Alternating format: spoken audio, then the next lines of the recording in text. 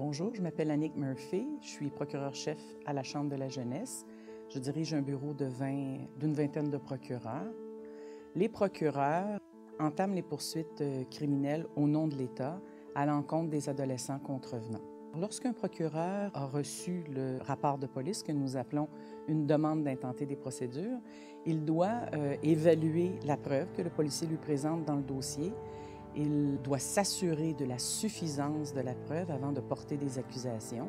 Et lorsqu'il en arrive à la conclusion que la preuve est effectivement suffisante, il déterminera les chefs d'accusation à porter contre l'adolescent.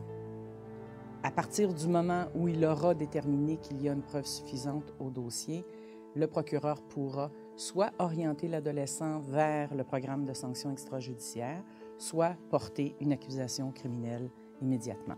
Un procès devant la Chambre de la jeunesse se déroule de la même manière qu'un procès devant la Chambre criminelle et pénale, c'est-à-dire que le procureur aux poursuites criminelles et pénales présente des témoins.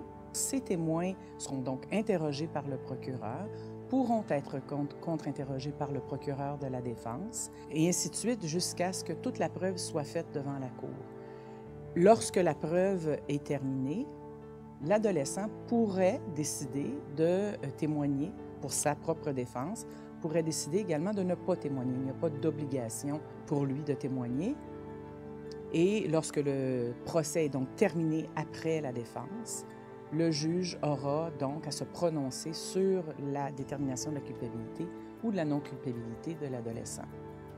Un jeune qui serait membre d'un gang de rue, le procès se déroule de la même manière, c'est-à-dire qu'évidemment les exigences sont les mêmes. Par ailleurs, cet élément aura une incidence sur sa remise en liberté, très certainement, ou sur les conditions que nous pourrions demander à être imposées. Et sa participation aux activités criminelles d'un gang de rue a certainement des incidences sur la peine qu'il pourra recevoir suite à sa culpabilité.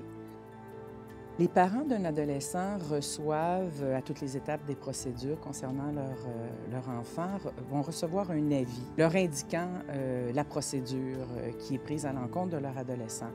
Ils recevront un avis pour eux personnellement, leur demandant de se présenter à la cour avec leur enfant. Il n'y a pas d'obligation, par contre, pour le parent d'être présent à la cour. Cependant, le tribunal, le juge qui entendra les procédures relativement à l'adolescent pourrait demander que les parents soient obligatoirement présents à la cour.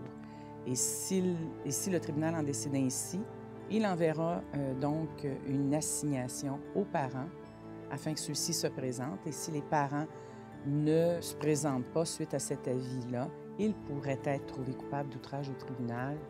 Cependant, évidemment, ces cas sont très peu fréquents.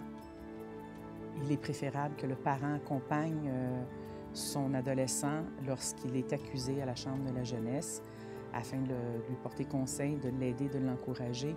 Lorsque le procureur aura s'interroger, est-ce que cet adolescent peut être mis en liberté, par exemple, il est certain que si les parents sont présents et donnent l'assurance de bien l'encadrer, le procureur prendra certainement la décision de permettre la remise en liberté de l'adolescent. Par ailleurs, si l'adolescent est seul et n'est pas encadré, n'a pas de parents présents, il est certain que la décision du procureur pourrait être différente.